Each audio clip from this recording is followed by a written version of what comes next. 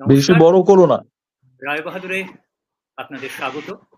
আমাদের সঙ্গে আছেন বিশিষ্ট আইনজীবী অরুণাভ ঘোষ এবং বিশিষ্ট সাংবাদিক সুমন ভট্টাচার্য। অরুণাভদা, সুমনদা, আপনাদের দুজনকেই স্বাগত রায়বাহাদুরে। আমরা আজকে যে বিষয়গুলো নিয়ে আলোচনা করব, আজকে তৃণমূল কংগ্রেসের কর্মী সভার বৈঠক ছিল এবং সেই বৈঠকে মমতা বন্দ্যোপাধ্যায় বেশ কিছু বিষয় উল্লেখ করলেন। প্রথমত যেটা নিয়ে অনেকটা সময় ধরে বললেন সেটা হলো এই ভুয়ো ভোটার প্রসঙ্গ, এবং তিনি রিসেন্ট মহারাষ্ট্র, দিল্লি এবং তার আগে হরিয়ানা যে বিধানসভা নির্বাচন, সেই বিধানসভা নির্বাচনের কথা উল্লেখ করলেন এবং বললেন যে সেখানে বিরোধীদের অর্থাৎ বিজেপির বিরোধীদের পরাজয়ের, অপ্রত্যাশিত পরাজয়ের অন্যতম কারণ ইলেকশন কমিশন জোর করে ভুয়ো ভোটার ঢুকিয়েছে এবং বাংলায় এটা যাতে না হয় সে কারণে তার কর্মীদের নির্দেশ দিয়ে দিলেন। এটা যেরকম একটা বিষয়, আরেকটা গুরুত্বপূর্ণ বিষয় বেশ কয়েকদিন ধরে ইউটিউবে, সোশ্যাল মিডিয়ায়, কোট আনকোট মেইনস্ট্রিম মিডিয়ায় একটা আলোচনা চলছিল যে তৃণমূল কংগ্রেস ভাঙতে চলেছে, অভিষেক বন্দ্যোপাধ্যায় নাকি বেরিয়ে যাবে, নাকি এক বা একাধিক নতুন দল তৈরি হবে। আজকে এই কর্মী সভার বৈঠক, যেখানে প্রধান বক্তা মমতা বন্দ্যোপাধ্যায়, শুধু মমতা বন্দ্যোপাধ্যায়ের ছবি কেন, এই সমস্ত নিয়েও একাধিক প্রশ্ন উঠেছে গতকাল পর্যন্ত। আজ অভিষেক বন্দ্যোপাধ্যায় বললেন আমার গলা কেটে দিলেও একটি নাম বেরোবে, সেটি মমতা বন্দ্যোপাধ্যায়। তো তৃণমূল কংগ্রেসের ভবিষ্যৎ কোন দিকে? তৃণমূল কংগ্রেস কি আদৌ ভাঙছে? এবং আইপ্যাকের ভবিষ্যৎ কি? আগামী দিনে 26-এর ইলেকশনকে সামনে রেখে বাংলার রাজনীতি কোন দিকে এগোচ্ছে? বিজেপি মমতা ব্যানার্জি করে দিয়েছে সাম্প্রদায়িক যে ধুয়ো তোলা, সেটা শুরু হয়েছে ভীষণ রকম ভাবে। শুভেন্দু অধিকারী স্পষ্টতই বলে দিয়েছেন যে আমরা 70% এর জন্য লড়বো, 70% মানুষ আমাদের ভোট দিয়েছেন, অতএব তাদের প্রতি আমরা দায়বদ্ধ, তাদের কথা আমাদের সবার আগে ভাবতে হবে। এই সবটা নিয়ে আমরা আলোচনা করবো অরুণাভদা এবং সুমনদা। আমি শুরুতে অরুণাভদার কাছে আসবো। অরুণাভদা, আজকে এই যে তৃণমূলের কর্মী সভার বৈঠক হলো, এই পুরোটা থেকে আপনার কি অবজারভেশন? অর্থাৎ এই যে বিভিন্ন জল্পনা উঠে আসছিল, তৃণমূল ভাঙতে চলেছে, তৃণমূল ডিভাইড হয়ে যাবে, আড়াআড়ি বিভাজন, যে কারণে নাকি মমতা বন্দ্যোপাধ্যায়কে বারংবার বলতে হচ্ছিল, সর্বভারতীয় সাধারণ সম্পাদক অভিষেক বন্দ্যোপাধ্যায় হলেও দল আমি দেখব। আজ অভিষেক বন্দ্যোপাধ্যায় স্পষ্টতই বলে দিলেন যে মমতা বন্দ্যোপাধ্যায় নেত্রী, মমতা বন্দ্যোপাধ্যায় সর্বময় কর্ত্রী এবং তার নির্দেশেই দল চলবে। শুরুতে এই বিষয়টা নিয়ে আপনি একটুখানি এটা কি বলবো, মমতা ছাড়া তৃণমূল ভাবা যায়? মমতাকে ছেড়ে অন্য দল অভিষেক করতে পারবে? একটা স্ট্যান্ডিং দলের একটা লিডার হওয়া এক জিনিস, আর নিজে দল তৈরি করা আরেক জিনিস। মমতা ছাড়া তৃণমূলে কেউ নেই। মমতা সরে গেলে তৃণমূল থেকে, বা তৃণমূল থেকে বেরিয়ে এসে মমতাকে সামান্য কিছু ক্ষতি করতে পারে, সেরম কিছু করতে পারবে না। জেতার হলে মমতার জন্যই জিতবে, হারলে মমতার জন্যই হারবে। সুমনদা, আপনার এই আজকের বৈঠকের অবজারভেশন কি? এবং অরুণাভদা যেটা বলছেন যে মমতা বন্দ্যোপাধ্যায় শেষ কথা, এই এতদিনের জল্পনা, সেই সমস্ত কিছুর কি অবসান হলো তাহলে? দেখুন, অরুণাভদা তো তৃণমূলের জন্মলগ্নে ছিলেন, অরুণাভদা দলটাকে ভেতর থেকে চেনেন, অরুণাভদা মমতা বন্দ্যোপাধ্যায়কেও চেনেন। ফলে অরুণাভদার বেশি তো আমি বলতে পারবো না, তবে আমি মনে করি যে মমতা বন্দ্যোপাধ্যায় ছাড়া তৃণমূলে কিছু নেই, পুরোটাই মমতা বন্দ্যোপাধ্যায় এবং একমাত্র মমতা বন্দ্যোপাধ্যায়। এক্স্যাক্টলি। এবার আপনি যেটা বলছিলেন সেটা কতটা সত্যি, অরুণাভদা যেটা বললেন সেটা কতটা সত্যি, সেটা তো আজকে নেতাজি ইন্ডোরে আপনি প্রমাণ পেলেন। কেন প্রমাণ পেলেন? দেখুন, আমি সকাল থেকে বিভিন্ন চ্যানেলে এই নেতাজি ইন্ডোরে তৃণমূলের কর্মী সভা নিয়ে বলছি।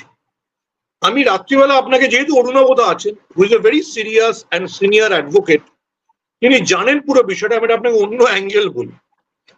কেন দলটা শুধুমাত্র মমতা বন্দ্যোপাধ্যায়, এবং কেন অরুণাভ ঘোষ বলছেন যে মমতা বন্দ্যোপাধ্যায় ছাড়া তৃণমূলে কিছু নেই? এই যে ভুয়ো ভোটার বিজেপি ঢোকাচ্ছে বা ঢুকিয়েছে, এটা তৃণমূলের কোনো ব্লক স্তরের নেতা, কোনো বিধায়ক, কোনো এমপি কেন কারো নজরে পড়লো না?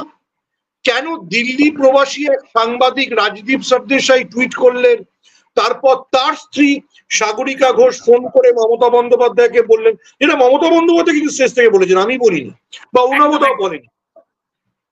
অরুণাবতার পদবী ঘোষ আর সাগরিকার পদবী ঘোষ, এছাড়া দুজনের মধ্যে কোনো মিল নেই। কিন্তু আপনি এটা বলুন যে তৃণমূল যে এত মানে মানে এত বড় দল, এত ব্লক সভাপতি, এত পুরসভার চেয়ারম্যান, এত অমুক এত তমুক, যে লোকসভাতে যারা জিতেছেন তারা কেন খেয়াল করলেন না যে তাদের এলাকায় অনলাইনে ভোটার বাড়ানো হচ্ছে? আমরা এখনো অব্দি খবরের কাগজ পড়ে জেনেছি চম্পাহাটিতে ৪,৫০০ ভোট বাড়ানো হয়েছে। তো সেই এলাকার যিনি বিধায়ক তিনি ঘুমোচ্ছিলেন, যিনি লোকসভার সাংসদ ওই এলাকার তিনি ঘুমোচ্ছিলেন। আপনি এটা প্রশ্ন করুন, আপনি যেটা জানতে চাইছেন যে কেন দলটা মমতাময়, আপনি সেটা বোঝার চেষ্টা করুন যে household is our entire আমলাতন্ত্র, যে তাদের কেউ বললো না, ডিএম এডিএম এসডিও তাদের তো বলার কথা যে ম্যাডাম আমার এলাকায় হঠাৎ দেখছি 10,000 ভোট বেড়েছে, কেন বলেনি? আপনি উল্টোটা প্রশ্ন করুন, কেন একজন আবেগেনায় রিপিট তৃণমূলের প্রত্যেকের লজ্জায় আজকে মাথা হেট করে আবার বাড়িতে একটা মমতা বন্দ্যোপাধ্যায় ছবি টাঙিয়ে বলা হচ্ছে তুমি আছো তাই আমরা করে কর্মে খাচ্ছি, এটা মমতা বন্দ্যোপাধ্যায় বলেছেন। আপনি এটা ভাবুন যে আজকে একটা বিরাট কমিটি করা হয়েছে, সেই কমিটি ভুয়ো ভোটার খুঁজে বার করবে। তো আমার প্রশ্নটা হচ্ছে যে এতদিন এই মানে সাংসদ, বিধায়ক, পুরসভার চেয়ারম্যান, পঞ্চায়েতের অমুক, জেলা সভাধিপতি তারা কি করছিলেন? কেন সাগরিকা ঘোষ মহারাষ্ট্রের উদাহরণ দেওয়ার পর মমতা বন্দ্যোপাধ্যায়কে বিষয়টা নিয়ে নামতে হলো, প্রশাসনিক বৈঠক হলো, মুখ্য সচিব বৈঠক করলেন, মনোজ পন্ত বললেন যে সব জেলা, তখন দেখা গেল একটা জেলাও না, একটা ব্লক চম্পাহাটিতে ৪,৫০০ ভোট বেড়েছে। চম্পাহাটির যে এলাকার মধ্যে পড়ে সেই এলাকার বিধায়ক কি করছিলেন? চম্পাহাটিতে একটা পঞ্চায়েত আছেন, সে পঞ্চায়েতের সভাপতি কি করছিলেন? তাহলে আপনি বুঝুন যে আসলে দলটা যেটা মমতা বলেছিলেন শুধুই মমতা বন্দ্যোপাধ্যায়, বাকি যারা বিরাট করে বলেন যে আমি অমুকটা সামলাই, আমি তমুকটা সামলাই, আমি অমুক মানে সেল তৈরি করেছি, তারা আসলে কি? Please try to understand. মানে একটা জায়গায় ৪,৫০০ ভোট, এখানে একটা প্রশ্ন আছে, আপনি যেটা শুরুতে বলছিলেন সেটা হলো প্রশাসনের, মানে শুধু তো দল নয়, মমতা বন্দ্যোপাধ্যায় মুখ্যমন্ত্রী, সরকারি দল, প্রশাসন, আপনি যেটা শুরুতে বললেন, তাহলে ডিএম আরো বাকি যারা পদাধিকারী তারা আমায় বোঝার চেষ্টা করুন। আমি অরুণাবদা এর আগেও রায় বাহাদুরের 3টে অনুষ্ঠান করেছি। আপনি জানেন যে অরুণাবদা বললে 17,000 ভিউ হয়, আমি একা থাকলে হয়তো 5,000 ভিউ হয়। আপনি জানেন, হঠাৎ আপনি একদিন লক্ষ্য করলেন যে 1,70,000 ভিউ হয়ে গেছে। আপনি নিজেকে প্রশ্ন করবেন না যে আমি রায় বাহাদুর হঠাৎ এত পপুলার হয়ে গেলাম কি করে? যে লোকগুলো, আবার বলছি, মমতা বন্দ্যোপাধ্যায়ের বিরুদ্ধে যারা ডিএ আন্দোলন করেন, যে রাজ্য সরকারি কর্মচারীরা বলেন যে আমরা ডিএ পাচ্ছি না, তাদেরকে প্রশ্ন করুন যে প্রত্যেক জেলায় তো একটা করে আরো আছে, নির্বাচনী অফিস আছে, সে কি করছিল? এবং বুঝুন যে কেন মমতা ব্যানার্জি বাইরে থেকে এনে একটা সাগরিকা ঘোষকে প্রার্থী করে, বা কেন রাজদীপ সরদেশাই টুইটের উপরে দলটাকে নির্ভর করতে হয়। আপনি প্লিজ ট্রাই টু আন্ডারস্ট্যান্ড। আমি নিজে এই মানে দুদিন আগে আমাকে একটি পোর্টালের নাম করছি না, সে পোর্টালটি আমাকে এই ভুয়ো ভোটার নিয়ে বলেছিল। That is the main issue. আপনি ভাবুন, রাজদীপ সরদেশাই বা সাগরিকা ঘোষ বলার আগে পশ্চিমবঙ্গের একটি সংবাদপত্র, একটি পোর্টালও বলেছিল যে এরকম ভুয়ো ভোটার পশ্চিমবঙ্গে ঢুকে পড়েছে? কেউ বলেছিল? Please try to understand what is happening. তার মানে বিজেপি এখানে একটা ওয়াক ওভার পেয়ে যেত। লাকিলি আমরা যারা নিজেদেরকে বিজেপি বিরোধী মনস্ক বলে মনে করি, লাকিলি তাদের সৌভাগ্য যে সাগরিকা ঘোষ মুম্বাই এবং দিল্লির উদাহরণ টেনে তার নেত্রীকে সতর্ক করেছেন, নেত্রী নিজে নেমেছেন। চম্পাহাটির যিনি এসডিও তাকে তো সাসপেন্ড করা উচিত। সাসপেন্ড করবেন না আপনি? যদি সেই এলাকায় দেখা যায় যে 4,500 নতুন ভোটার ঢুকেছে, যারা কেউ গুজরাটের, কেউ হরিয়ানার, আমি বলছি না, স্বয়ং মুখ্যমন্ত্রী বলেছেন, তারপরে চম্পাহাটির এসডিও, এডিএম, দক্ষিণ 24 পরগনা জেলা প্রশাসনকে আপনি কি বলবেন? কি বলবেন আপনি? না, আপনি সাংবাদিকদের কথা বললেন, মানে এটা তো হতে পারে না যে তাহলে কোনো সাংবাদিক কিছু জানতেন না, বা এসডিও, ডিএম এরা কিছুই জানতে পারলেন না, প্রত্যেকের অলক্ষ্যে হয়ে গেল, তাহলে কি দে অল আর সোল্ড? না, অল সোল্ড বলছি না, কেউ এটা ভাবেইনি। কিছু লোক তো অবশ্যই সোল্ড, যারা নামটা টাইপ করেছে, যারা নামটা টাইপ করেছে তারা তো দেখতে পাচ্ছে যে এই এলাকায় 1 লাখ ভোটার ছিল, সেটা 1,10,000 হয়ে গেছে। মমতা বন্দ্যোপাধ্যায় তো বলেছেন, ঠিকই বলেছেন। এবং মমতা বন্দ্যোপাধ্যায় আজ ধরে ধরে দেখাচ্ছিলেন হরিয়ানা এবং গুজরাট থেকে কিভাবে ভোটার ঢোকানো হচ্ছে, একদম ধরে ধরে দেখিয়েছে। তো মাননীয় সঞ্চালক, এটা তো মুখ্যমন্ত্রী দেখার কাজ নয়। তার দলে শুনেছি, মানে আমি তো দল করিনি, তার দলে শুনেছি বিরাট নাকি লোকজন আছে, তার প্রশাসনে শুনেছি বিরাট লোকজন আছে। এটা মুখ্যমন্ত্রী কেন করতে হলো? আপনি আমাকে প্রশ্নটা জবাব দিন। আমার আপনার কাছে এই কাউন্টার কোয়েশ্চেনটা, তাহলে এই বিরাট, না হয় দল ছেড়ে দিলাম, এই প্রশাসনের যে বিরাট উইং, তাদের একাধিক পদাধিকারী, জেলায় জেলায় একাধিক পদাধিকারী, তারা কি সব ইনঅ্যাক্টিভ?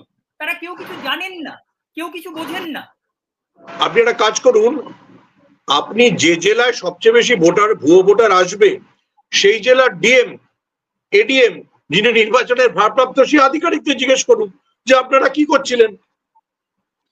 এমনিতে দেখুন, বিজেপি এমনি সময় বলে যে রোহিঙ্গারা ঢুকে আসছে, রোহিঙ্গারা নাকি বর্ডার দিয়ে আসছে, ঢুকে এসে কি বলে অরুণাবদার কাছে মামলা লড়তে আসছে। আমি জানি না আসে কিনা। তো আমি জানতে চাই, তো সাউথ 24 পরগনার এডিএম এর এটা মাথায় ঢুকলো না যে এডিএম বা যিনি নির্বাচনের দায়িত্ব ভারপ্রাপ্ত, যে অনলাইনে 4,500 লোক নাম রেজিস্ট্রি করছে, আমি তো চেক করবো না? আপনি রোজ বসেন, যখন আপনার পেছনে আলো জ্বলে, আমি যদি হঠাৎ একদিন দেখি আপনার চোখের সামনে থেকে ওরা আলো ঝুলছে, আমি জিজ্ঞেস করবো না যে আপনাকে কি এটা এলন মাস্ক দিল না ডোনাল্ড ট্রাম্প দিল? জিজ্ঞেস করবো না? জিজ্ঞেস করাই তো একজন সাংবাদিকের ধর্ম, বা জিজ্ঞেস করাই তো একজন প্রশাসনের আমলা, তারা যথেষ্ট মাইনে পায়, তাদের ধর্ম, তারা কি করছিল? আপনি শুধু বলছেন যে মমতা বন্দ্যোপাধ্যায় ভুয়ো ভোটার ধরতে মাঠে না, আপনি কেন, সবাই বলছেন, আমি আপনাকে দোষ দিচ্ছি। But please, at the 9:15, after the whole discussion, আমি অসংখ্য ডিসকাশন আজ পার্ট নিয়েছি, আমার মনে হয় কেউ এটা আপনাকেও বলেনি যে হোয়াট দ্য হেল খুব মানে হালকা শব্দ ব্যবহার করলাম, অরুণাবদা এটা এত হালকা শব্দ ব্যবহার করতে না। ডিস্ট্রিক্ট অ্যাডমিনিস্ট্রেশন কি করছিল? এটা তো নিশ্চয়ই একদিনে হয়নি। চম্পাটিতে 4,500 ভোট একদিনে হয়নি। আপনি এই প্রশ্নটা করবেন না? দলের তথাকথিত অন্য পদাধিকারী, সাধারণ সম্পাদক, ভাইস প্রেসিডেন্ট, অমুক তমুক, তারা কি করছিল? যে পঞ্চায়েতে ধরুন 400 ভোটারের নাম বেড়েছে, মমতা বন্দ্যোপাধ্যায়ের লিস্ট দেখিয়েছে, সেই পঞ্চায়েতের যিনি সভাপতি, তিনি কি করছিলেন? আপনি প্রশ্নটা করবেন না?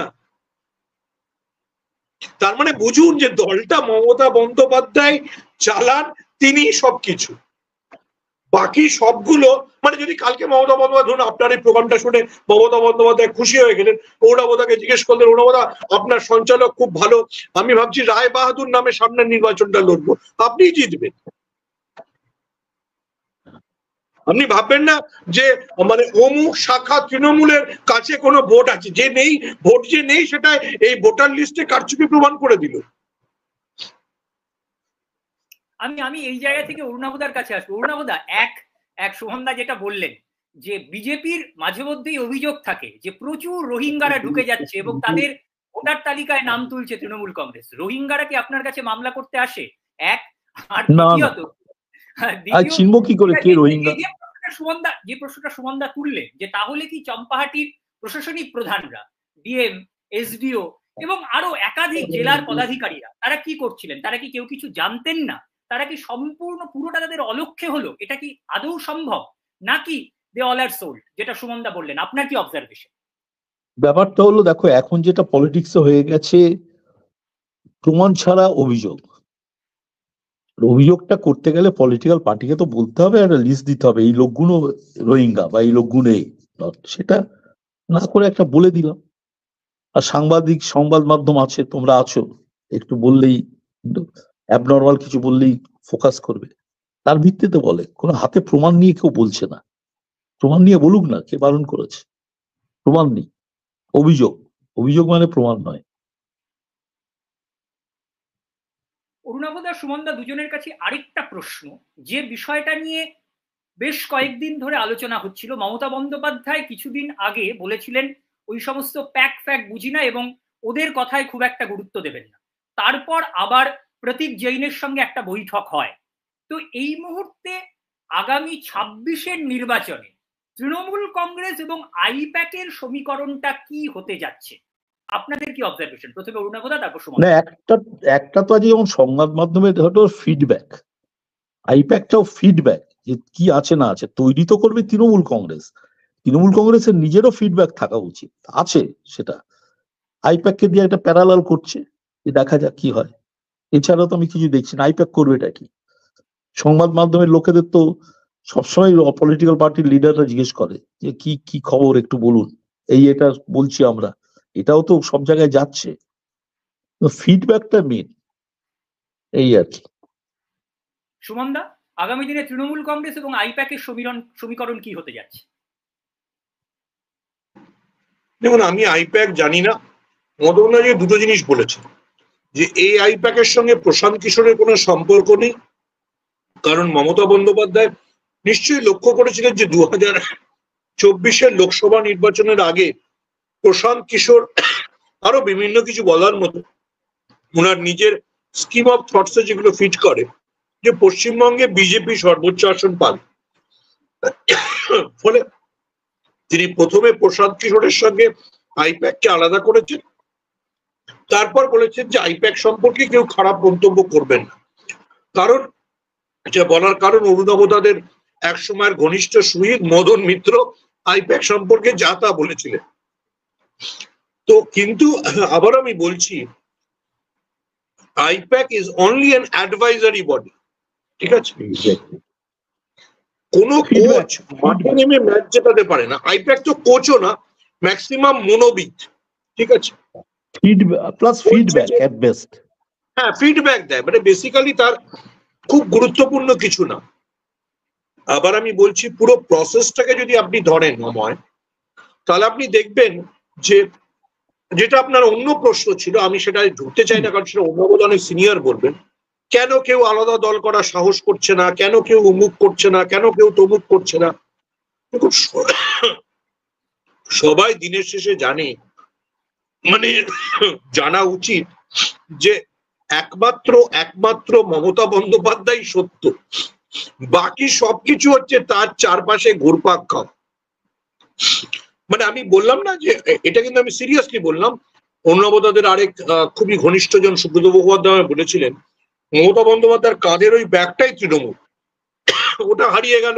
আপনি একটা রায় বাহাদুর লেখার ব্যাগ দিয়ে দিলেন, রায় বাহাদুর শাসক দল হয়ে যাবে, রায় বাহাদুরে যা যার নাম থাকবে তারাই ব্লক সভাপতি হবে এবং তাদের তৃণমূলের ভোট বাড়বে অথবা কমবে, এরকম না, ঠিক আছে?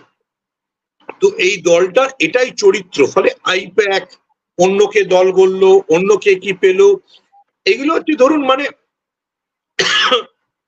আপনাকে আমি বলি, শোলে সিনেমায় না অনেক, আপনি তো সিনেমার ভক্ত, শোলে সিনেমায় অনেক সাইড ক্যারেক্টার ছিল। যদি কেউ ভালো করে দেখেন, সচিনও একটা সিনে ছিল, মারা যাবে, কিন্তু আপনি পুরো সিনেমাটাই অমিতাভ বচ্চন, ধর্মেন্দ্র আর আমজাদ খান, এই তিনজনের মধ্যে মানে ঘুরপাক খেয়েছে।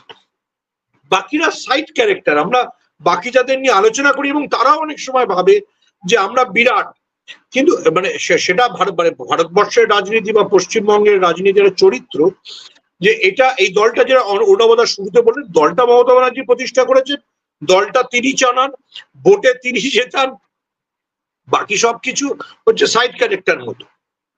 না, আমি একটা বলি, গোড়ায় যখন মমতা ব্যানার্জি, আমি বলছি একদম গোড়াতে, ধর ইলেকশনের দিন আমাদের কিন্তু রিপোর্ট নিতেন, অরুণাভদা আপনি এখানে কি মনে হলো, আমাদের গাড়ি করে ছেড়ে দিতেন, গাড়ি করে ঘুরুন আপনারা। আমি করে ঘুরে বুথের বাইরে যে পার্টির যে থাকে বেঞ্চ গুলো থাকে, সেখানে কি আমরা খোঁজ নিতাম, খোঁজ নিয়ে গিয়ে আলটিমেটলি রিপোর্ট করতাম বিকেলে। তাতে কিন্তু অনেকটা বোঝা যেত কোথায় আছে। এখন কি আছে আমি বলতে পারছি না, আমি তো দেখি না ওই রিপোর্টটা করা, মানে কোনো খবর পাই না কেউ এসে রিপোর্ট করছে এই জায়গাটা দখল হয়ে যাচ্ছে। যেমন আমি একটা বলছি, সাউথের কোন একটা বুথে বিরাট লাইন, একটি ছেলে বারে বারে গিয়ে চাপ দিচ্ছে, আমি দেখলাম পুলিশ ওইদিকে, সবই ওদিকে, তখন আমার বিরোধী পক্ষ। আমি শুধু একে প্রিসাইডিং অফিসারকে বললাম এই ছেলেটাকে সবার সামনে লাইনের ভোট দিক 3টা 4টে করে, একটা দিক আবার লাইনের পরে আসুন আবার দিক। আমার উদ্দেশ্য হলো লোকে বুঝে গেল এই লোকটা 2 নম্বরই মারছে, এবং ওই লাইনে যারা আছে তারা সব আমার পক্ষে হয়ে গেল। এই জিনিসটা ছিল। এবং সন্ধ্যেবেলা বিকেলে যখন ফিরলাম, কি হবে, আমি বললাম তুমি জিতছো, অন্তত আমার যে কটা বুথ আমি ঘুরে ঘুরে দেখলাম তুমি জিতছো। এই রিয়াকশন গুলো নিতে এখন তো দরকার পড়ে না, গভর্নমেন্টের মেশিনারি তাকে খবর দিচ্ছে কি হচ্ছে না হচ্ছে। হ্যাঁ, কিন্তু আমি ওই যুগটা দেখেছি, রিয়াকশন নিতেন কি হলো কি না হলো। আরেকটা বিষয় মমতা বন্দ্যোপাধ্যায় অত্যন্ত গুরুত্বপূর্ণ একটা কথা আজ বলেছেন, যে এই ভুয়ো ভোটার প্রসঙ্গে, যে এই মহারাষ্ট্র বা হরিয়ানা বা দিল্লিতে এই যে অপ্রত্যাশিত পরাজয়, মানে আপের হয়তো একটা ডাউনফল হতো, কিন্তু এতটা, এবং তার উল্টো দিকে বিজেপির এইরকম একটা সাফল্য, এর পেছনে আদৌ এই ভুয়ো ভোটার ঢোকানোর ভূমিকা কতটা?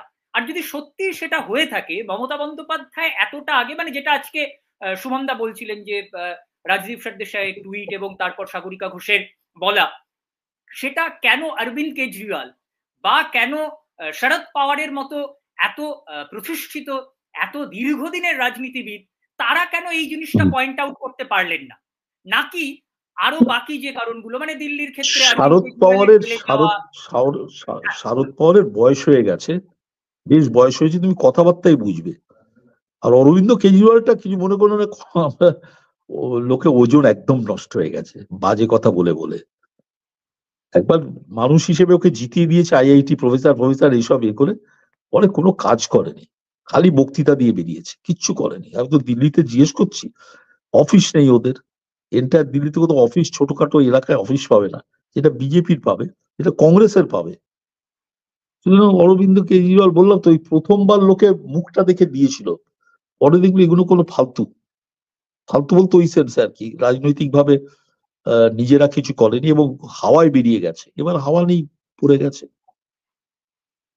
সুমনদা, এই প্রশ্নটা নিয়ে আমি আপনার কাছে আসবো, যে মহারাষ্ট্রের নির্বাচন যদি আমরা দেখি, বা দিল্লির নির্বাচন বা হরিয়ানার নির্বাচন, আজকে মমতা বন্দ্যোপাধ্যায় যেটা বলেছেন, এখানে বিজেপি বিরোধীদের এই ভয়াবহ পরাজয়ের পেছনে বিজেপির সফলভাবে ভুয়ো ভোটার ঢোকানো, এটার ভূমিকা কতটা, নাকি অন্যান্য যে সমস্ত কারণগুলো উঠে এসেছে সেগুলোই প্রধান কারণ? আর দ্বিতীয় প্রশ্ন, যে তাহলে অরবিন্দ কেজরিওয়ালের মতো মানুষ, শরদ পাওয়ারের মতো মানুষ, উদ্ধব ঠাকরের মতো মানুষ, এরা কেন এই ভুয়ো ভোটারের বিষয়টা কেন পয়েন্ট আউট করতে পারলেন না, যদি ভুয়ো ভোটার একটা গুরুত্বপূর্ণ কারণ হয়ে থাকে?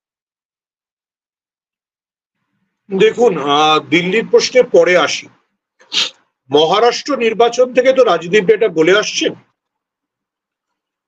এবং এটা কোনো ব্যক্তিগত রাগ দুঃখের বাইরে গিয়ে আমাদের বুঝতে হবে, সারা ভারতবর্ষে কংগ্রেস সবচেয়ে বড় দল, মহারাষ্ট্রের জোটেও কংগ্রেসই সবচেয়ে বড় দল ছিল। তো মহারাষ্ট্র নির্বাচনের আগে আপনি যদি দিনক্ষণ দেখেন, উদ্ধব ঠাকরে সেটা পরেও বলেছিলেন, গোটা গান্ধী পরিবার বা কংগ্রেস হাইকমান্ড ব্যস্ত ছিল প্রিয়াঙ্কা গান্ধীর ওয়েনারের ইলেকশন নিয়ে, তারা মহারাষ্ট্র নিয়ে ভাবেই।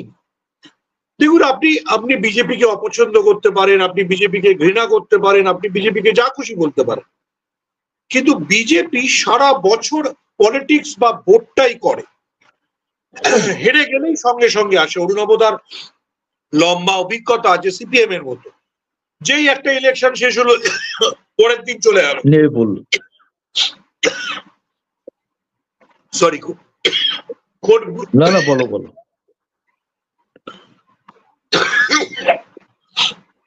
কোন বুথে আমি হেরেছি ইত্যাদি।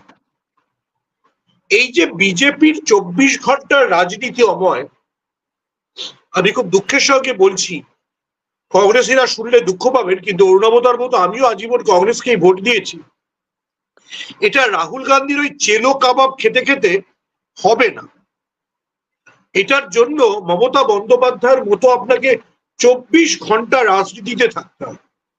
আপনি যদি আমি একটা ডিফারেন্স বলি, মমতা ব্যানার্জি একটা স্টেটের আছে, সারা ভারতবর্ষের ক্ষেত্রে তোমাকে স্টেটের লিডারদের উপর নির্ভর করতেই হবে, সেইটা কংগ্রেস খুব ডেভেলপ করেনি। আমি বলতে চাই দাদা, কংগ্রেসের কাছে যেখানে পাওয়ারফুল লিডাররা আছে যারা এতটাই মাটিতে সংযুক্ত, যেমন ডিকে শিবকুমার বা রেবন্ত রেড্ডি, সেখানে তারা কনফ্রন্ট করতে পারছে। কিন্তু ওভারঅল কংগ্রেসের কালচারটা নরেন্দ্র মোদী অমিত শাহর যে এনগ্রসিং পলিটিক্স সেটার সাথে খুব কাউন্টার করা তৈরি নয়। এবার মানে আপনি আবার আমি বলছি, বিজেপিকে আমি অপছন্দ করতে পারি, কিন্তু বিজেপি আরএসএস এর ভেরি ওয়েল অয়েলড মেশিন। সারা বছর খবর রাখছে কোথায় ভোট বাড়ছে, কোথায় সত্যি কি হচ্ছে, কোথায় কোন ইস্যু, কোথায় বালি ইস্যু, কোথায় কয়লা ইস্যু। সেটা কংগ্রেস মানে কংগ্রেস মধ্য মহারাষ্ট্রে যদি আপনি খেয়াল রাখেন, আমি শুধু ওয়েনারের কথা বলছি না, মহারাষ্ট্রে কিন্তু কংগ্রেসের যিনি মানে প্রশান্ত কিশোর, সুনীল কোলগুলু ইলেকশনের আগে রিপোর্ট দিয়েছিলেন যে এই যে বিজেপি মানে তখন একনাথ শিন্ডের সরকার যে পপুলার স্কিম গুলো এনেছে মহিলাদের, তাতে অন্তত মানে এনডিএ জোটে 6 থেকে 7% রাইজ হচ্ছে। কিন্তু সুনীল কোলগুলু নিজেই পরবর্তীকালে বলেছেন যে কংগ্রেস নেতৃত্ব মানে রাহুল গান্ধী সেটাতে কথা শোনেননি। দেখুন, পলিটিক্স আজকের যুগে খারাপ ভালো আপনি যাই বলুন, মানে সেটা আপনি আমেরিকান ইলেকশন দিয়েও দেখতে পাবেন, it's a 24 hours job, it's not a মানে পার্ট টাইম আপনি করলেন। আমি আমার মানে কোনো কাউকে রাহুল গান্ধীকে আক্রমণের জন্য বলছি না, আপনি ভিয়েতনাম বেড়াতে চলে গেলেন, ওটা হবে না। আপনি নরেন্দ্র মোদীকে অপছন্দ করতে পারেন, আপনি অমিত শাহকে অপছন্দ করতে পারেন, কিন্তু আপনি দেখুন ওরা সব সময় কিছু না কিছু করে চলেছে, পুরনো সিপিএম এর মতো। সেখানে আপনি যদি গ্রাউন্ডে না থাকেন তাহলে কি হবে? অরবিন্দ কেজরিওয়ালের কেসটা আমি মনে করি একটু ডিফারেন্ট। অরবিন্দ কেজরিওয়ালের পলিটিক্যাল মানে অ্যাজ এ পলিটিক্যাল পজিশনিং ভুল ছিল। লোকে ওনাকে বিজেপির বি টিমই মনে করত, কারণ উনিও সফট হিন্দুত্বে খেলতেন, উনিও বজরংবলীর পুজো দিতে চলে যেতেন, উনিও দিল্লি দাঙ্গার সময় মুসলমানদের পাশে দাঁড়াননি। তো যখন দেখুন আপনি একটা স্লট তৈরি করেন, তো একটা প্রশ্ন সুমনদা এসেই যায়, তাহলে ঠিক এর আগের বিধানসভাটায় কিভাবে আপের এত বিরাট সাফল্য? না, আপনাকে দুটো জিনিস মাথায় রাখতে হবে যে এখানে কংগ্রেসের একটা রোল আছে। আপনি 2019-এর লোকসভা নির্বাচনের ফলাফল আর 2020 দিল্লি বিধানসভার ফলাফল দেখেন, তাহলে দেখবেন যে 2019-এ যখন কংগ্রেস আলাদা লড়লো, আপনি যদি ওই সময় অরবিন্দ কেজরিওয়ালের প্রেস স্টেটমেন্ট দেখেন, অরবিন্দ কেজরিওয়াল স্বীকার করে নিয়েছিল যে কংগ্রেস আপকে লোকসভা নির্বাচনে টপকে, এবং তাই হয়েছিল। মুসলমান এবং প্রান্তিক মানুষরা কংগ্রেসের দিকে সরে গেছিল। 2019-এর লোকসভা নির্বাচনে 7টা দিল্লির সিটেই আপ তৃতীয় স্থানে ছিল, কংগ্রেস দ্বিতীয় স্থানে ছিল। তার 6 মাসের ব্যবধানে 2020-এর ফেব্রুয়ারিতে যখন দিল্লি ইলেকশন হচ্ছে, সেদিন আমি দিল্লিতে ছিলামও, কংগ্রেস কিন্তু ইলেকশনটা লড়েনি। এবার যেমন 2024-এ রাহুল গান্ধী খেপে গিয়ে ইলেকশনটা লড়লো, 2020-তে রাহুল গান্ধী লড়েনি। ফলে কংগ্রেসের যে ন্যাচারাল ভোট ব্যাংকটা সেটা আপের সঙ্গে সরে গেছে। আপনার তো যে কোনো জনগোষ্ঠী মানে যে কোনো জায়গার ডেমোগ্রাফিতে কিছু ভোট থাকে। আপনি যদি 2025-এর দিল্লি বিধানসভার ভোট দেখেন, বিশেষ করে সংখ্যালঘু অধ্যুষিত এলাকাগুলো, বালিমারান, ওকলা, সেখানে যেখানে আপ গতবার রেকর্ড ভোটে 2020-তে জিতেছিল, সেখানে আপ এবার হেরে যাচ্ছে, বিজেপি জিতছে, কারণ কংগ্রেস পুরো সংখ্যালঘু ভোটটা টেনে নিয়ে বেরিয়ে গেছে। এবার সমস্যা হচ্ছে যে এটা সমস্যাটা কংগ্রেসের, এটা সমস্যাটা আপের, আমি বলবো বেশি করে আপের সমস্যা, যে আঞ্চলিক দলগুলো কংগ্রেসকে হ্যান্ডেল করতে পারে না, কংগ্রেসও এদেরকে হ্যান্ডেল করতে পারে। মানে একটা তো আন্ডারস্ট্যান্ডিং থাকতে হবে, যেটা অরুণাবদা অনেকদিন কংগ্রেসের সঙ্গে ছিলেন, এটা ভালো বলতে পারবেন। যেমন ধরো কংগ্রেসের পুরনো আন্ডারস্ট্যান্ডিং সাউথ ইন্ডিয়ায় হতো যে বিধানসভায় সব সিট তোমার, কিন্তু লোকসভায় তুমি আমাকে একটু বেশি সিট ছেড়ো। এখানে তো কোনো আপনার মানে সবাই প্রচন্ড ইগোইস্ট, সবাই ভাবে আমি Arvind Kejriwal is no less মানে ডিক্টেটর দেন নরেন্দ্র মোদী, তার দল কেউ করতে পারে না, ঠিক আছে? তো অরবিন্দ কেজরিওয়াল তার যে পলিটিক্যাল গ্রাউন্ডটা সেটা হারিয়ে ফেলেছিলেন।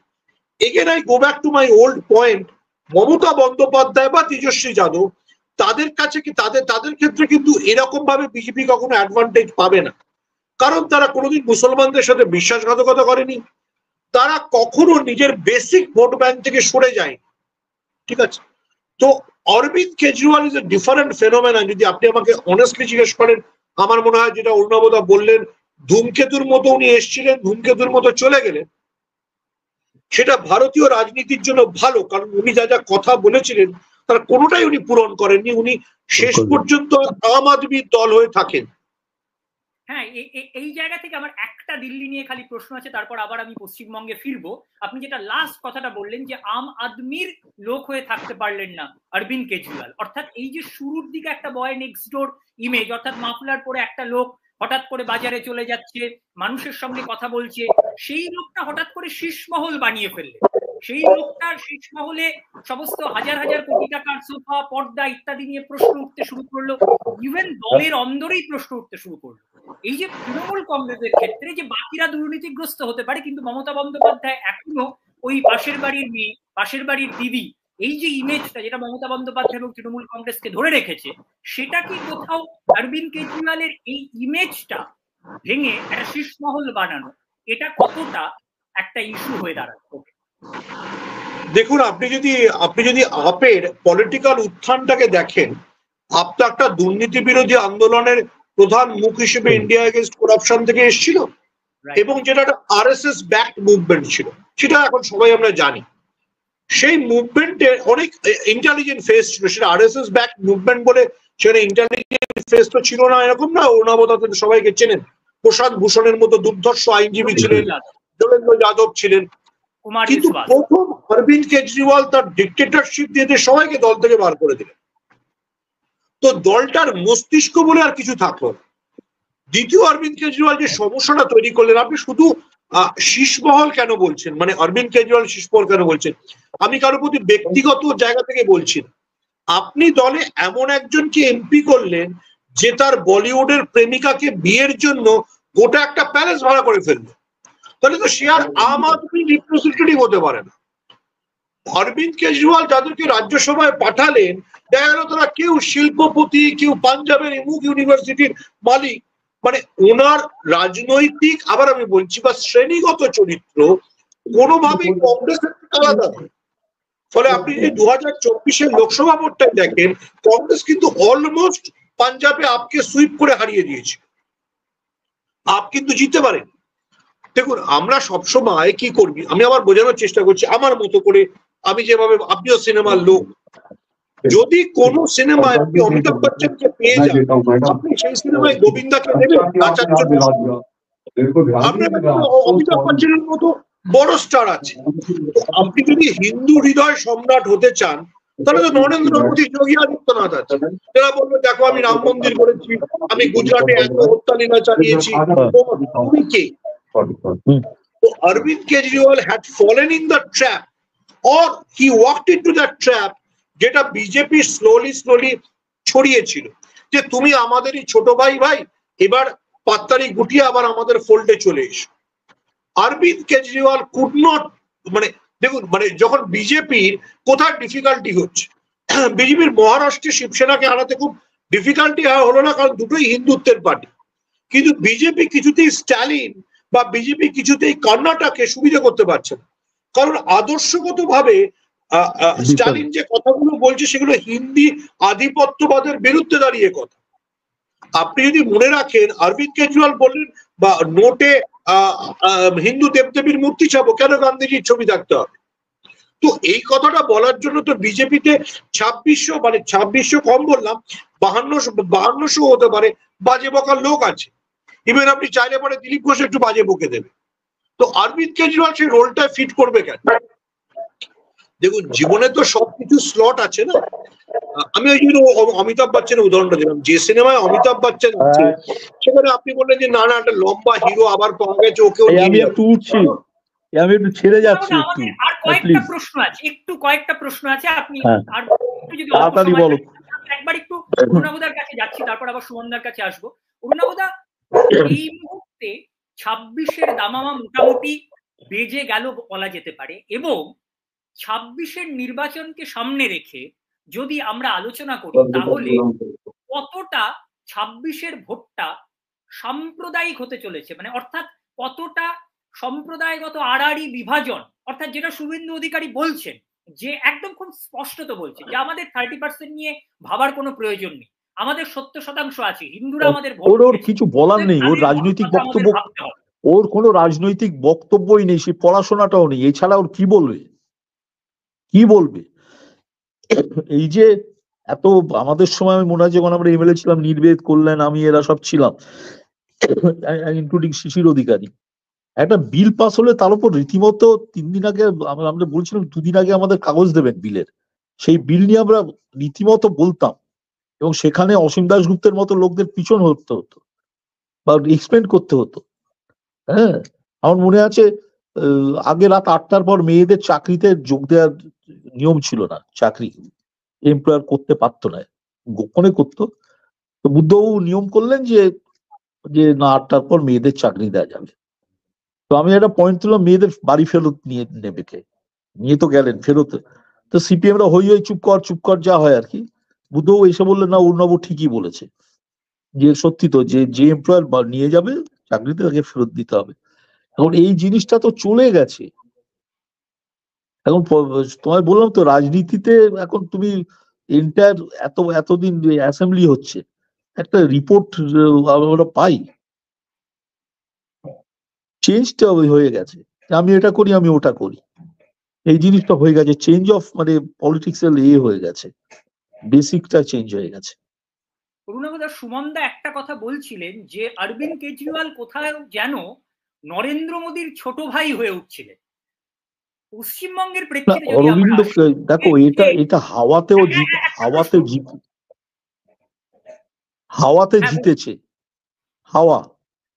ও তো পরবর্তীকালে যে আটারেন্সেস গুলো মোস্ট ইম্যাচিওর আটারেন্সেস যা পাচ্ছে বলে যাচ্ছে, আর সেরকম অর্গানাইজেশনও নেই। আমি তো দিল্লিতে আছি এখন, আমি দেখছি তো, চোখে পড়ে কোথায় অফিস আছে, নেই, কিচ্ছু নেই, যা পেয়েছে হাওয়ায় বলে দিয়ে গেছে, যা পাচ্ছে বলে গেছে। সময় ভালো ছিল, ভোট পেয়েছে, এখন ভোট পাচ্ছে না। না, আমি যে প্রশ্নটা করতে চাইছিলাম যে এই বিজেপির উগ্র হিন্দুত্বের রথকে আটকাতে কোথাও গিয়ে মমতা বন্দ্যোপাধ্যায়কে পশ্চিমবঙ্গেও কি একটা সফট হিন্দুত্বের পথ নিতে হবে, মানে যে কারণে ওই জগন্নাথ আমার মনে হয় সমস্ত কিছু আমি সে বলতে পারে যে হ্যাঁ, সফট মন্দির, সফট হিন্দুত্বের কথা না, সে সত্যি এমনি কথা বলছে ডিফেন্সে, যে আমরা অ্যান্টি হিন্দু নই, এইটুকু। সে দেখে কিন্তু মেজর ভোট এখানে হয় না, সেটা মেজর ভোট হয় না। সুমনদা, একই প্রশ্ন, আমায় ছেড়ে দাও, আমায় একটু ছেড়ে দাও প্লিজ। যা যা জিজ্ঞেস করা আছে করে নাও, আগে অরুণাবদাকে যা যা জিজ্ঞেস করা আছে করে নাও। না, আমার মোটামুটি এই বিষয়গুলি আলোচনার মধ্য দিয়ে আসবে। অরুণাবদা যেতে চাইছেন, ঠিক আছে, অরুণাবদাকে আমরা ছাড়ছি।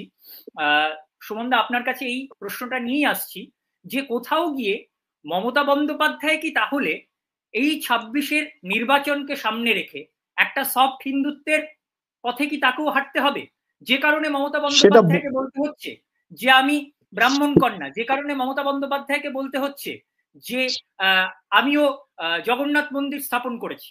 সুমনদা, সেটা মুখের ওপর বলে দিতে পারে, একটা যুক্তির বিরুদ্ধে যুক্তি বলতে পারে, কিন্তু পশ্চিমবঙ্গে ওইভাবে টোটাল ভোট হয় না, সেভাবে হয় না। আমি তো সল্টলেকে দেখিনি, মালওয়ারি সম্প্রদায় বিজেপিকে ভোট দেয়, বিরাট ভোট পায়, বিজেপির অর্গানাইজেশনটা জঘন্য, এটা ইউটিলাইজ করতে পারেন। 21,000 ভোট কেটেছিল, আমি যে হেরেছিলাম বিজেপির 21,000 ভোট আমার কেড়ে নিয়েছিল বিরোধী পক্ষের, সেটা ব্যাপার।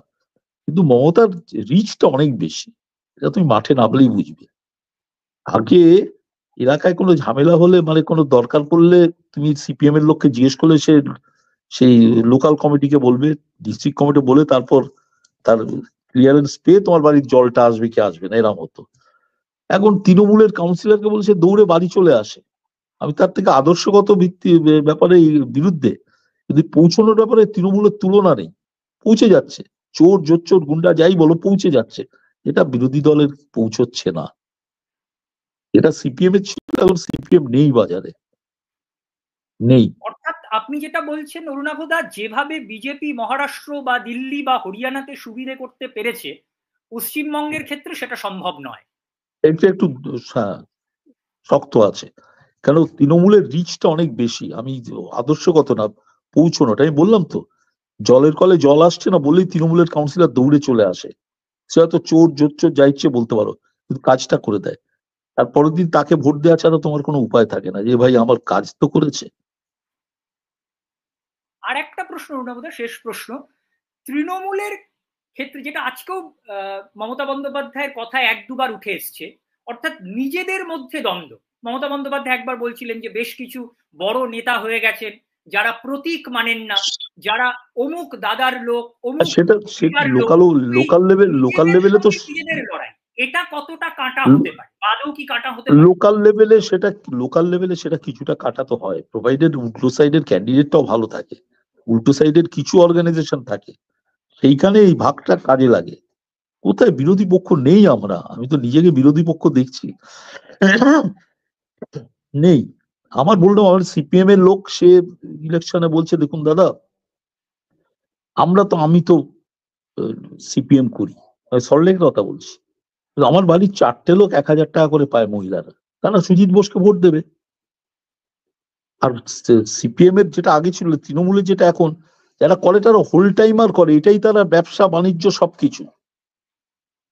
আমাদের যেমন প্রফেশন আছে, ওকালতি আছে, সুতরাং আমি কখনোই মানুষের পাশে সকাল বিকেল দাঁড়াতে পারবো না, হার্ড রিয়ালিটি।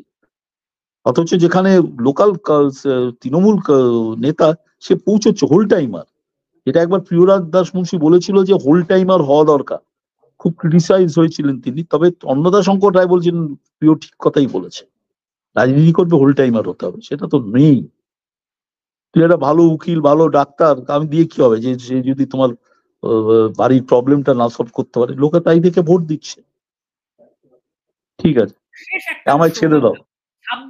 26-এ বাম এবং কংগ্রেসের ভূমিকা কি হতে চলেছে? তাদের কি শূন্যের দশা কাটবে, নাকি সেই শূন্যেই তারা থেকে যাবে? শেষ না, কোনো কিছুই পার্মানেন্ট না, দেখো কোনো কিছুই পার্মানেন্ট না। 7 বছর 5 বছর বাদে কি হবে নোবডি ক্যান সে। আরেকটা দল হয়তো উঠে আসতে হবে, অথবা এই দলগুলোই হবে।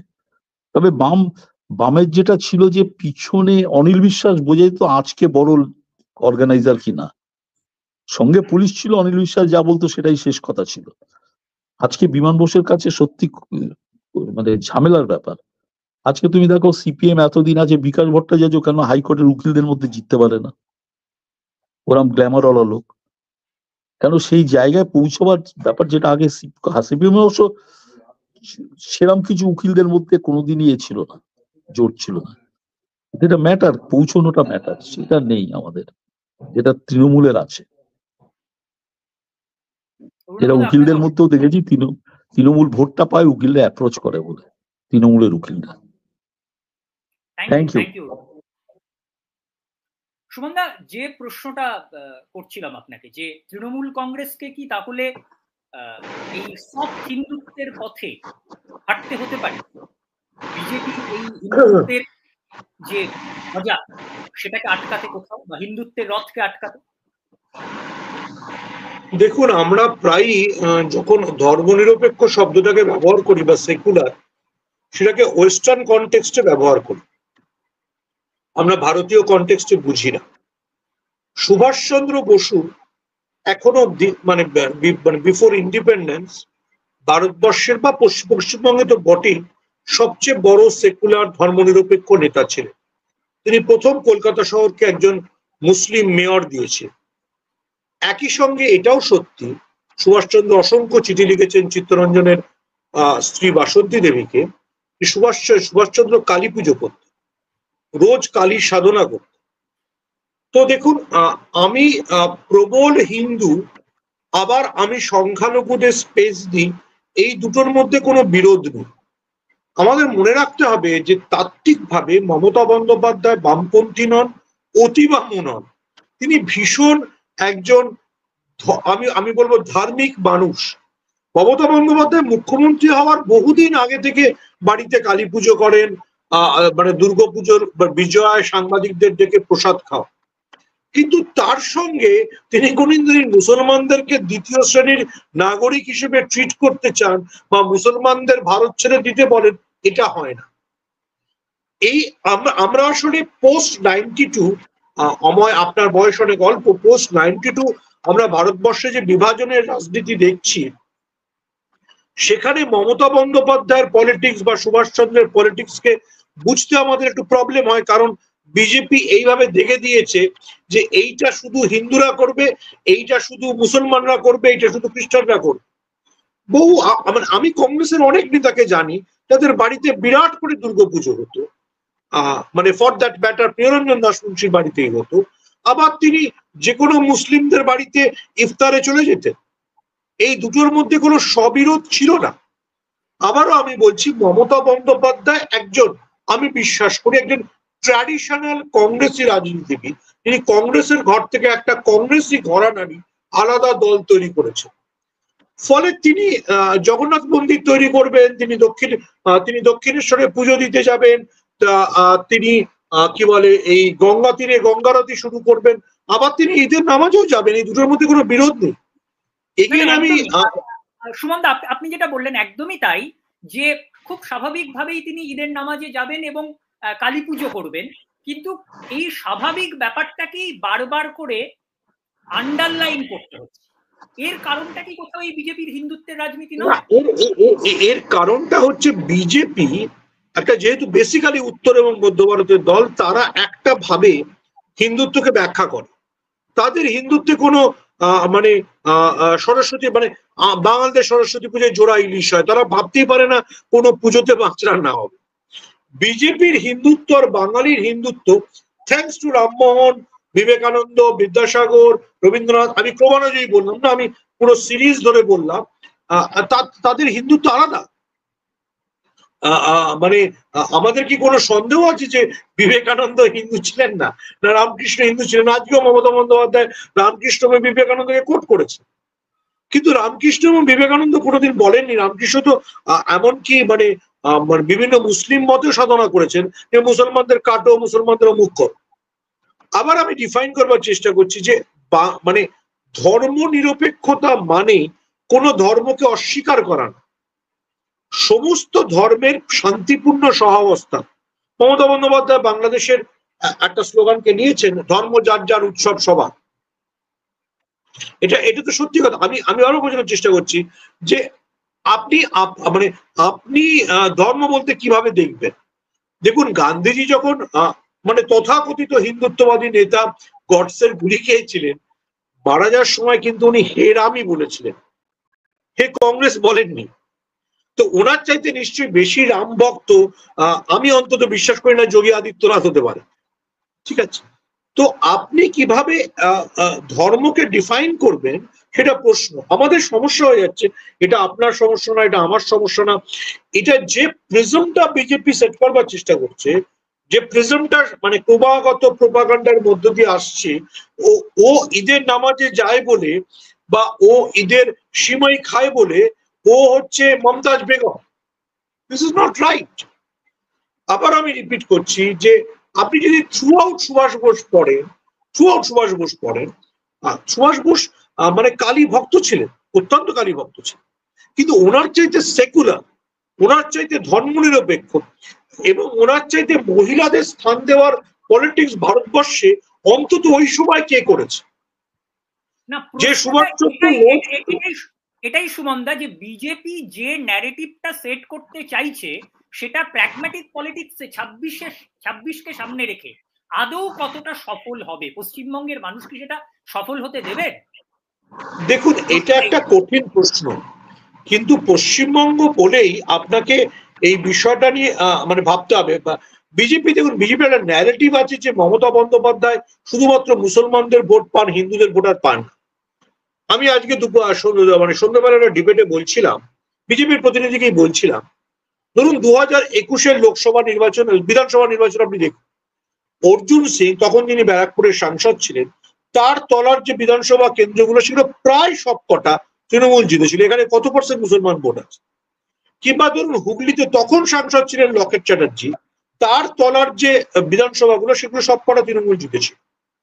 তার কারণ হচ্ছে, আবার আমি বলছি, রামমোহনের বাংলায়, বিদ্যাসাগরের বাংলায়, বিবেকানন্দর বাংলায় হিন্দুত্ব ইজ এ ভেরি মানে ডিফাইন্ড থিং। ইটস নট যেটাকে বিজেপি যেভাবে দেখাতে চায় সেটাই। দেখুন মানে it is a very important question. আমি দেখেছি যে রামনবমীর তীব্র স্বরে বাইকের পাশে শঙ্খ ঘোষের মৃত্যুদিন পালন হলে সেদিকে বাঙালি তাকায়। মানে আপনি একটা মধ্য ভারতের রাজনীতি আর বাঙালির রাজনীতি ইজ ডিফারেন্ট। ফলে মমতা বন্দ্যোপাধ্যায় এখনো অ্যাডভান্টেজের জায়গায় আছে। আচ্ছা, আমি 2021 বললাম, আপনি 2024 লোকসভা নির্বাচনের ফলাফল দেখুন। তৃণমূল অন্তত 3টে আসন এমন জিতেছে যেখানে মুসলমান vote was not a deciding factor.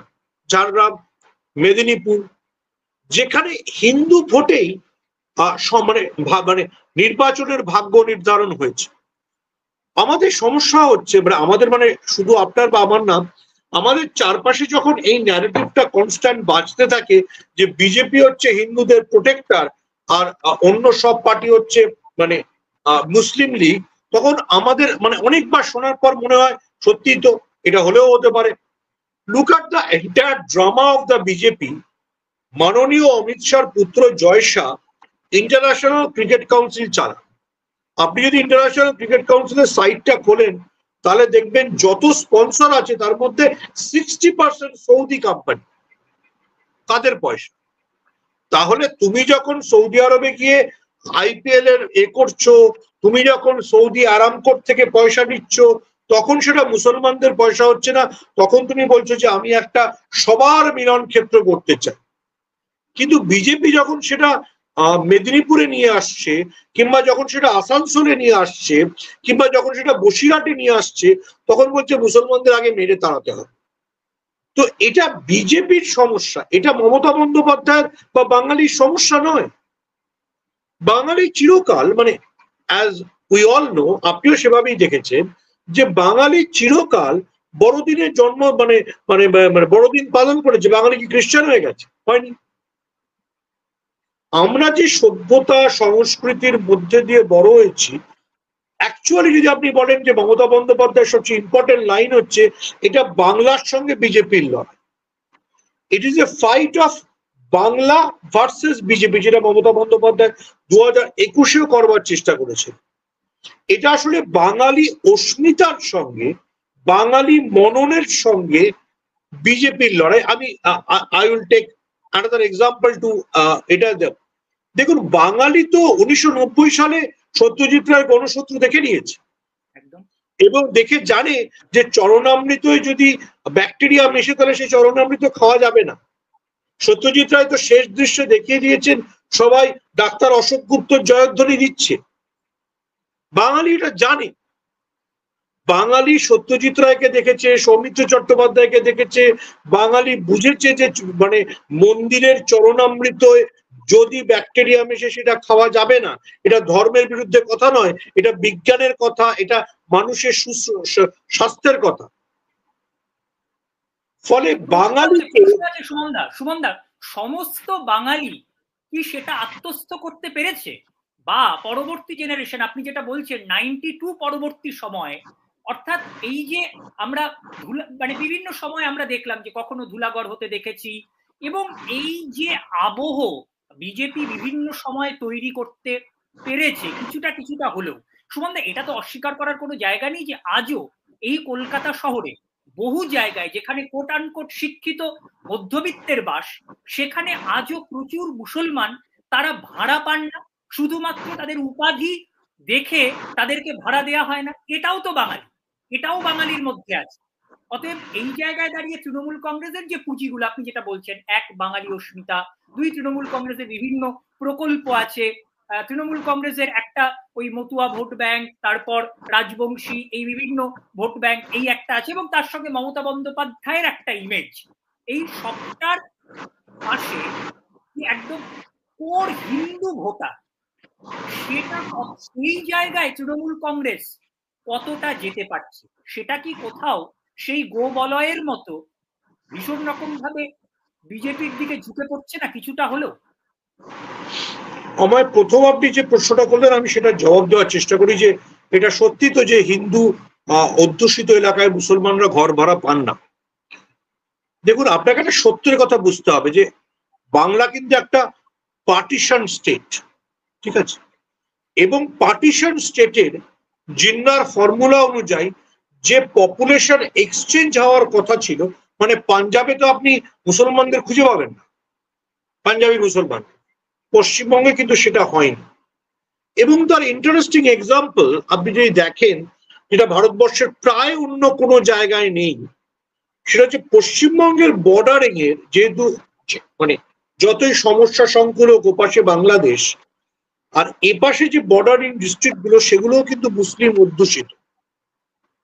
অর্থাৎ এপাশের মুসলিম জেলাগুলো থেকে কিন্তু ক্রস ওভার করে ওপাশে চলে গিয়েছে এরকমটা খুব একটা ঘটেনি। অর্থাৎ Bengal is a different state. আমি এটা যে মেনে নিয়ে বলছি যে গড়িয়াহাটে একটা মুসলমানের কাছে বাড়ি ভাড়া পাওয়াটা কঠিন, আবার এটাও সত্যি গড়িয়াহাটে আপনি একটা দাঙ্গা করে দেবেন, যে বাঙালি ভাড়া দেয় না সে কিন্তু তখন নেমে সেটার প্রতিবাদ করবে। আমি কি বোঝাতে পারলাম? কিন্তু উল্টোটাও সত্যি সুমনদা, আমরা যদি আপনি নবজাগরণের সময় যে নামগুলো টানলেন, অর্থাৎ রামমোহন রায়, বিদ্যাসাগর, হ্যাঁ, সেই জায়গায় একটা বেগম রোকেয়া ছাড়া মাইনরিটিদের রিপ্রেজেন্টেটিভ কোথায়? আমরা যদি রাজনীতিতে দেখি দীর্ঘ সময় ধরে, কোথায় মাইনরিটিদের রিপ্রেজেন্টেটিভ?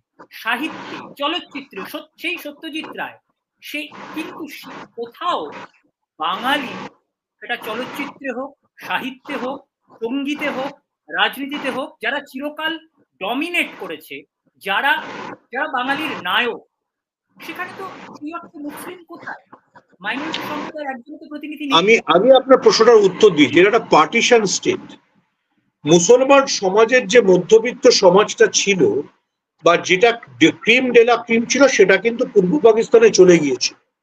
আপনাকে মনে রাখতে হবে যে লেডি ব্রেবন কলেজের প্রথম রিউনিয়নটা, লেডি ব্রেবন কলেজ কিন্তু বেসিক্যালি মুসলিম মহিলাদের জন্য তৈরি হয়েছিল, প্রথম রিউনিয়নটা ঢাকায় হয়েছিল। ফলে আপনি 46-এর দাঙ্গার পরবর্তী পশ্চিমবঙ্গে আপনি মুসলিমদের কতটা সমাজের অগ্রগণ্য জায়গায় দেখবেন, এটা কতটা প্রত্যাশিত নয়। আপনাকে মাথায় রাখতে হবে গোটা সর্বভারতীয় প্রেক্ষাপটে দিলীপ কুমার হতে হয়েছিল, ইউসুফ খান নিয়ে তিনি সিনেমা করেননি। So there are challenges. কিন্তু আপনি উত্তরপ্রদেশে মেরুকরণ করাটা যতটা ইজিয়ার, পশ্চিমবাংলায় ততটা ইজিয়ার না। আমি কিন্তু তাই বলে এটা বলছি না যে গড়িয়াহাটের বাঙালির মনে হিন্দু মানে মুসলিম বিদ্বেষ নেই, থাকতে পারে, কিন্তু সে দাঙ্গা করতে যাবে না। তার দিনের শেষে মনে হবে যে দাঙ্গা করাটা খারাপ। আমি তাই বলে একবারও বলছি না যে সে ডেকে একজন মুসলমানকে বাড়ি ভাড়া দেবে। This two are complete two different proposition. তাকে বাড়ি ভাড়া দিচ্ছে না সেটা অবশ্যই তার মুসলিম বিদ্বেষের প্রকাশ, কিন্তু সে মুসলিম নিধনকারী হবে কিনা আই হ্যাভ ডিপ ডাউট। ঠিক আছে, এবং সেটাতেও আমি বিশ্বাস করি আমার জায়গা থেকে সেটা কোনো বামপন্থী রাজনীতির অবদান নয়। রবীন্দ্রনাথ, রামকৃষ্ণ, বিবেকানন্দ, কেউ আমাদের কোনো আইকনই খুব ভায়োলেন্ট কিছু করেননি। আপনি কাকে দেখে শিখবেন? শত চেষ্টা করো, বিজেপি গত 10 বছর ধরে কম চেষ্টা করছে না, গোপাল পাঠাকে আইকন হিসেবে দাঁড় করানো যাচ্ছে। ঠিক আছে, তো বাঙালি বেসিক্যালি একটু আমি আবার বলছি, বাঙালি যে সাংঘাতিক মুসলমানকে গলায় জড়িয়ে ধরে চুপু খাবে এটা আমি বলছি না, কিন্তু বাঙালি মাছ ভাত খেয়ে থাকবে। তাকে যদি বিজেপি ডিস্টার্ব করে তাতে সে রেগে যাবে। ঠিক আছে, বিজেপির বাঙালির সাথে লড়াই, লোকেটা ভুল করে, আমি আমার পয়েন্টটা জেনে বোঝাতে পারছি না। বিজেপি বাঙালিদের কাছে আসছে, বিজেপি মুসলমানের কাছে আসছে না। তা ওই জন্য আমি ঝাড়গ্রামের উদাহরণ, বিজেপি দুর্গাপুজো, যারা দুর্গাপুজোয় যায় তারা ভীষণভাবে হিন্দু, কিন্তু তারা বিজেপি নয়। This are completely two different thing. বাঙালির মধ্যে যতই আমি আপনার বক্তব্য মেনে নিয়ে বলছি, গড়িয়াহাট বা উদ্বাস্তু এলাকার বাঙালির মধ্যে যতই বিদ্বেষ থাকুক, সে বিরিয়ানি অর্ডার করতে তার কোনো দ্বিধা নেই, সে বিরিয়ানি আর চাপ দিয়ে জন্মদিনটা পালন করবে। এটাকে আপনি বিজেপি শত চেষ্টা করেও ধোকলা আর কি বলে গোলাপ জামুনে ট্রান্সফার করতে পারছে না। এই কালচারটা ব্যারিয়ার। বিজেপি কিন্তু আবার মানে ওই জন্য বললাম মমতা ব্যানার্জির যদি আপনি আমাকে জিজ্ঞেস করেন স্লোগান নাম্বার 1 ইজ নট ভুয়ো voter, slogan number 1 is Bangla versus BJP. উনি জানেন এটাই বেস্ট ন্যারেটিভ, ঠিক আছে? তো এই ন্যারেটিভকে উনি পুশ করবার চেষ্টা করছেন, তার সঙ্গে উনি জানেন ভুয়ো ভোটার ইজ এ টেকনিক্যালিটি যেটা ওনার দলকে চাপে ফেলে দিতে পারে, সেটাকে আনছে। ওনার third narrative, look at the third narrative, যেটাও কিন্তু বিজেপির জন্য বিরাট চ্যালেঞ্জ, হচ্ছে মহিলা ভোটার। উনি জানেন যে ওনার দলের সত্যি সত্যি মানে 1/3 মহিলাদের উনি রিপ্রেজেন্টেশন দিয়েছেন, মুসলমান মহিলাকে দিয়েছেন, মানে সুলতান সাহেবের স্ত্রীকে দিয়েছেন, মমতা বালা ঠাকুরকে দিয়েছেন, এপাশে কাকলি ঘোষ দস্তিদার, ওপাশে মহুয়া মৈত্র। মানে ওনার যে বোকেটা সেখানে অনেক চরিত্র আছে। এই সবকটা বিজেপিকে আটকাচ্ছে। এবার বিজেপি যে এটা ক্রস ওভার করতে পারবে না তা বলছি না, কিন্তু it's very difficult, it's not a easy task. মানে দিল্লিতে যেটা অনেক ইজি করে দেওয়া যায়, কারণ দিল্লির যে মানে finally Delhi is a Jat city, এবং সেটা এখন টেক ওভার করেছে পূর্বাঞ্চলীয়। তাদের যতটা সহজে আপনি ধর্মের কথা বলতে পারেন, আপনি গড়িয়াহাটে যতই মানে বা রামনবমীর পুজো হোক, আপনি গড়িয়াহাটের সবাই আবার বইমেলাতেও যাবে। বাঙালি যে এই কন্ট্রাডিকশনটা নিয়ে বেঁচে আছে, এই কন্ট্রাডিকশনটা বাঙালির কাছ থেকে যদি বিজেপি ছিনিয়ে নেওয়ার চেষ্টা করে তাহলে বিপদ। সমস্যা হচ্ছে বিজেপি ওইটা ছিনিয়ে নিতে গিয়ে বারবার ধাক্কা খাচ্ছে। Point taken সুমনদা।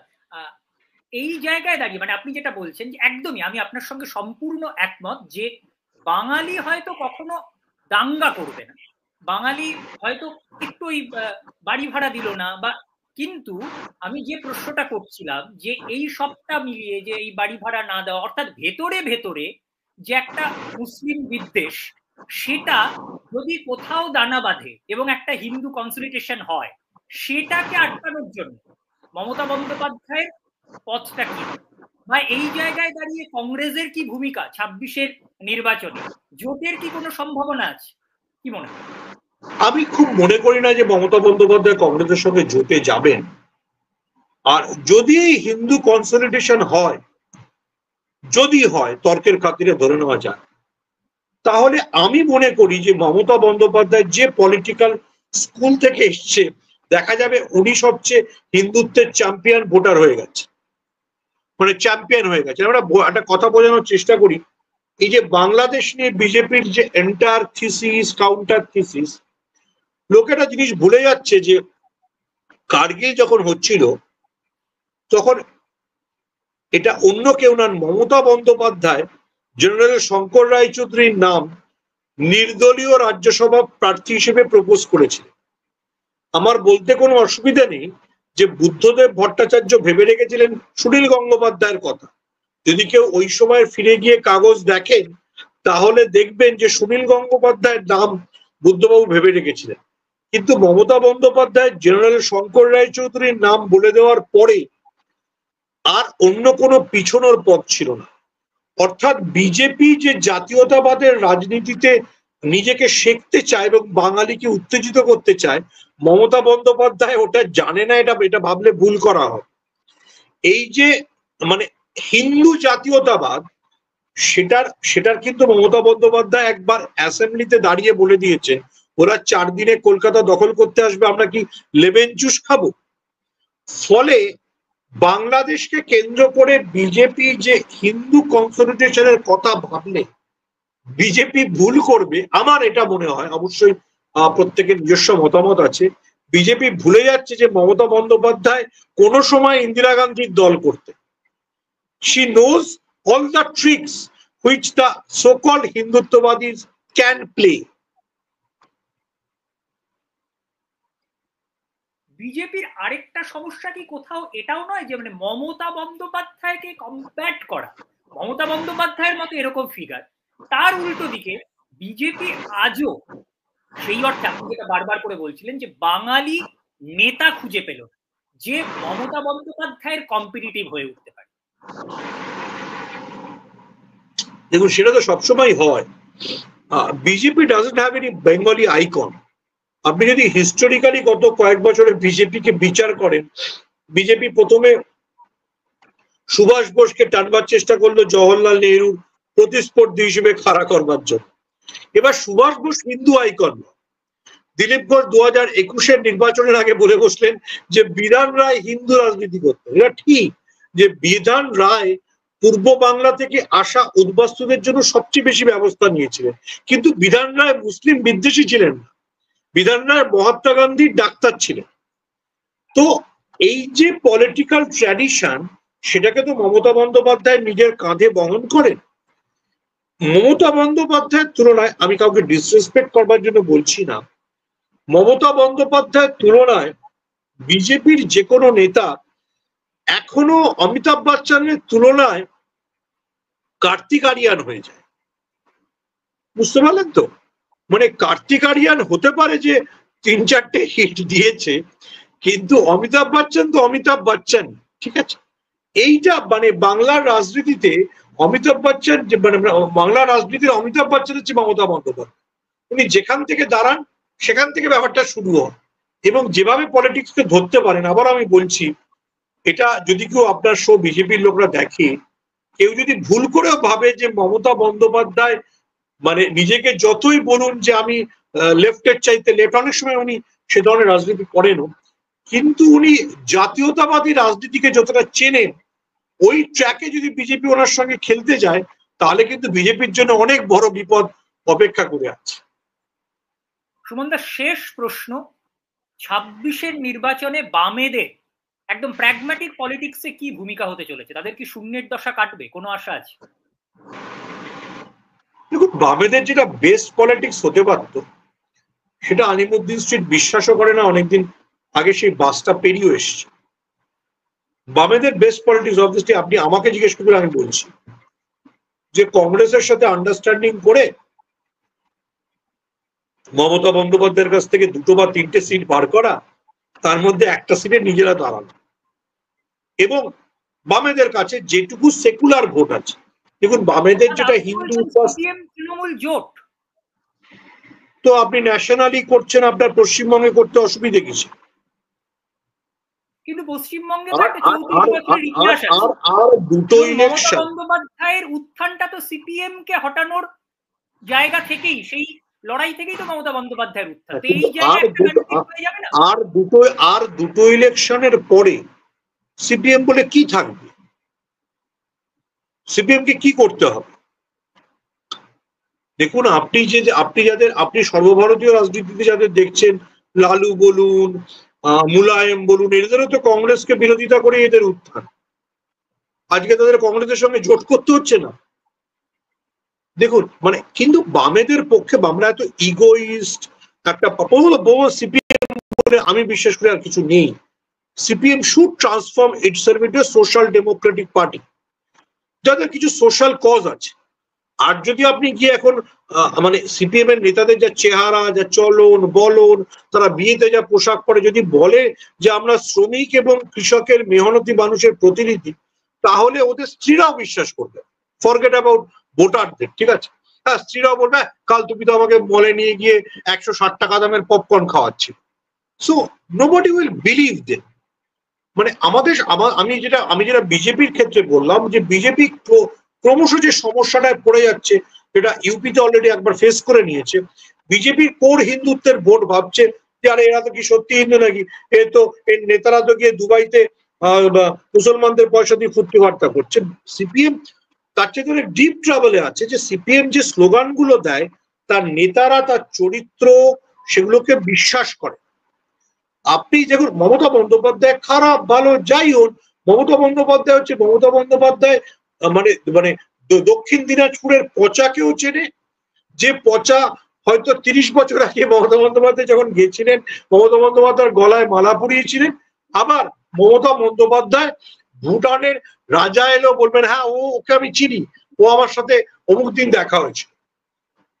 সিপিএম এর কাছে এই সোশ্যাল রেঞ্জটা নেই, দুঃখজনক ভাবে নেই। সিপিএম যদি ভালো, কিন্তু সিপিএম জানে না যে তাদের কি স্লোগান হবে।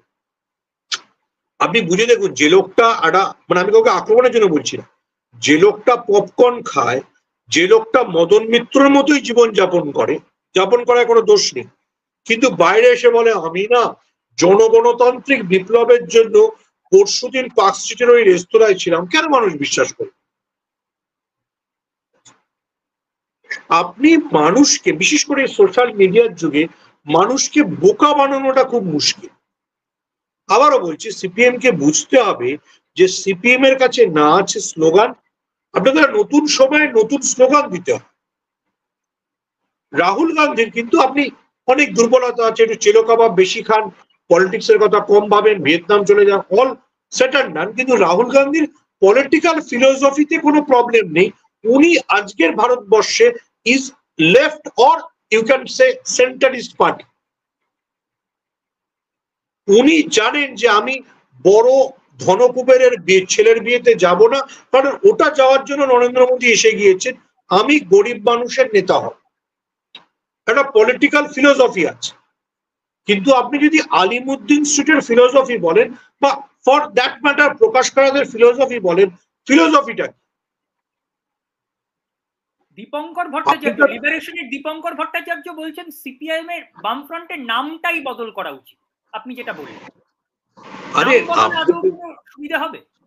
আরে আমার নাম যদি আপনি বদল করে সুমন ভট্টাচার্যের জায়গায় শাহরুখ সুলেমান রাখেন, আমি কি শাহরুখ খানের মতো স্মার্ট হয়ে যাব? দীপঙ্কর ভট্টাচার্যকে প্রথম বুঝতে হবে, উনি এবং সেলিম তো নৈহাটি থেকে যৌথ প্রচার করেছিলেন, ওই সিটটা তো জামানত বাজেয়াপ্ত কেন হলো? আপনাকে তো প্রথম আবারই বলার চেষ্টা করছি, মানে সেন্টার, মানে লেফট টু দ্য সেন্টার যে পার্টিগুলো, সেই জায়গাটায় তো মমতা বন্দ্যোপাধ্যায়, রাহুল গান্ধী, অখিলেশ যাদব এসে গেছেন। আপনি কেন মীনাক্ষী মুখোপাধ্যায়কে বিশ্বাস করবেন? মানে আপনার বিশ্বাস করার কি কারণ আছে? আপনি যেগুলোকে মনে করেন প্রগতিশীল চিন্তা ভাবনা, যেগুলোকে মনে করেন সমাজের প্রান্তিক মানুষের জন্য করা দরকার, যেগুলোকে আপনি মনে করেন গরিবের জন্য করা দরকার, সেগুলো তো মমতা বন্দ্যোপাধ্যায়, রাহুল গান্ধী বলছেন। আপনার কেন পিন্নারায় বিজয়ন বা প্রকাশ কারাতকে লাগবে? আপনি তো মানে আপনি তো একই স্লটে দুটো আলাদা প্লেয়ার আসতে পারে না, তাই না? একেবারে। আমরা অনেকগুলো বিষয় আলোচনা করলাম, অরুণাভদাও ছিলেন, সুমনদাও একাধিক বিষয়, অর্থাৎ আমরা আজকে যেরকম এই ভুয়ো ভোটার প্রসঙ্গ এবং 26-এর নির্বাচনে তৃণমূলের কি ভূমিকা হতে চলেছে, মমতা বন্দ্যোপাধ্যায় কোন পথে হাঁটবেন, বিজেপি কি ভাবছে, এবং একই সঙ্গে আমরা মহারাষ্ট্র, দিল্লি ইত্যাদি বিষয় আলোচনা করলাম। সুমনদা, আপনাকে অসংখ্য ধন্যবাদ। আবারও আমরা ফিরে আসবো এইরকমই কোনো একটা আলোচনায় আপনাদের নিয়ে। আপনাদের প্রত্যেকের চোখ থাকুক রায়বাহাদুর। সবাই